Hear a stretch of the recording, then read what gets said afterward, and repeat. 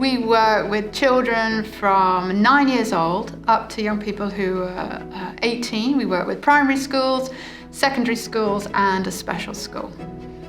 And it involved us doing lots of creative practices, didn't it, Perpetua? Lots of arts practices and some drama activities, the sorts of things that often children don't get the opportunity to do on such a sustained basis within the confines of school.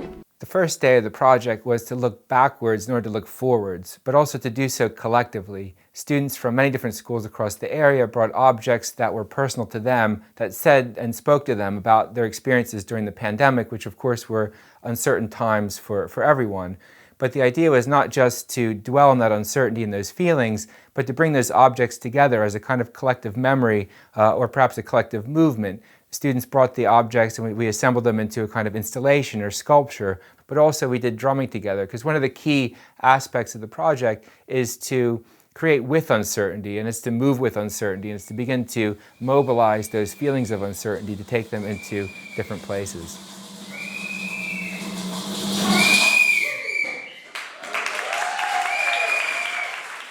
The morning of the second day of the project was themed Little Did I Know, and 3 experts from South Asian history, from international relations, and a journalist from The New Scientist came to speak with the students. And these experts shared with the students their personal stories.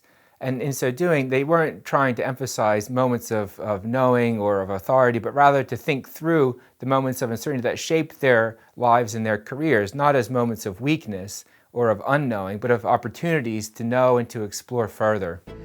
Because the kids were able to challenge these experts very often in ways that experts aren't usually challenged by questions and interrogations about how they knew about the world. And this is absolutely essential, because we cannot assume that facts are stable, that what we know about the future is predictable. We have to interrogate, and this set of skills, interrogating uncertainties, particularly amongst experts, is a vital, vital part of any education.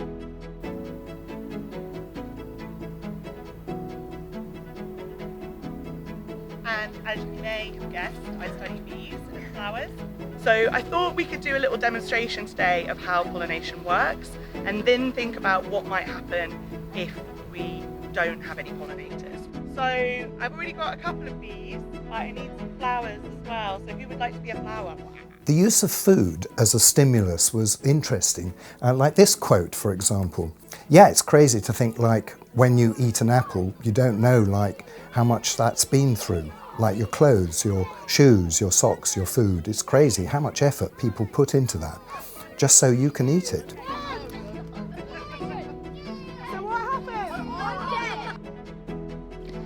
And why we think that's important educationally is this idea of really inviting students to connect to topics in relation to themselves and their own lives. So rather than just telling them the facts, of which we did also do on the workshop, we were trying to create opportunities where they could explore those issues in a sort of broader and more in-depth way.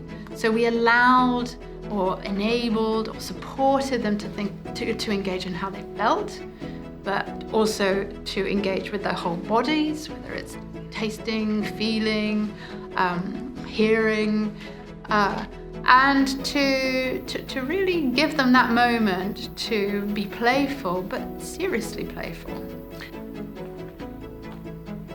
So this real excitement was certainly taken up, wasn't it, by the students having the opportunities then to engage with some fabulous technologies that they were plugged into, that were also plugged into some natural objects around Stammer Park. We have to tell stories in order to understand uncertainty. Stories are in a sense models. We can have models which are mathematical, predictions, but we can also have stories that we tell with each other about how the future might be. And sharing those stories about what futures might hold can give a sense of hopefulness as well as opportunity as we confront an uncertain future.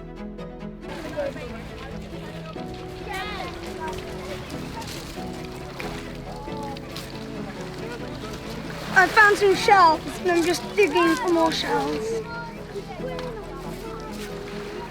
One of the things I think was special about this research was the mix of primary and secondary schools, private and public schools, two different education authorities working together, faculty, staff working alongside teachers and young people, and all within a biosphere where interdependence is so key and diversity as well is key. I'm the leader and everyone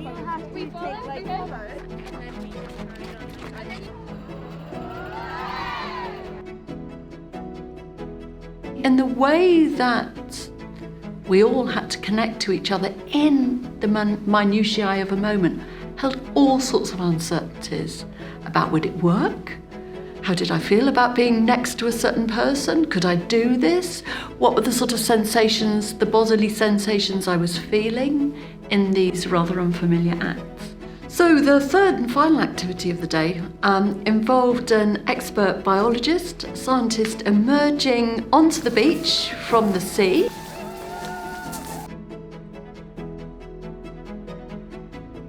Discovering the hidden and threatened kelp off the Sussex coast can stir up deep feelings, as in this quote by one of the young people.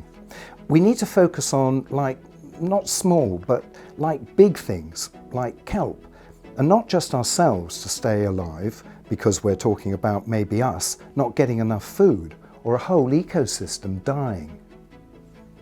That's education. At the end of every workshop, we had what we called a box of delights. So schools were invited to go into their school groups and to reflect on the whole day of the workshop.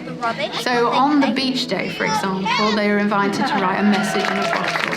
And the invitation every day of the workshops at the end was, what does this mean to me, my school, and my community?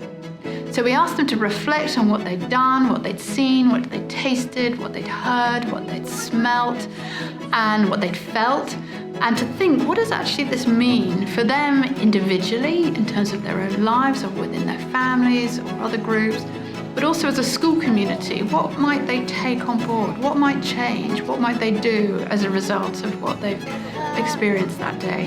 And then similarly in the wider community. So we're always trying to encourage this engagement with uncertainty, not simply for the sake of it, but actually because we've all ultimately got to do something in the world. We have to live and respond to the challenges and the uncertainties that we experience.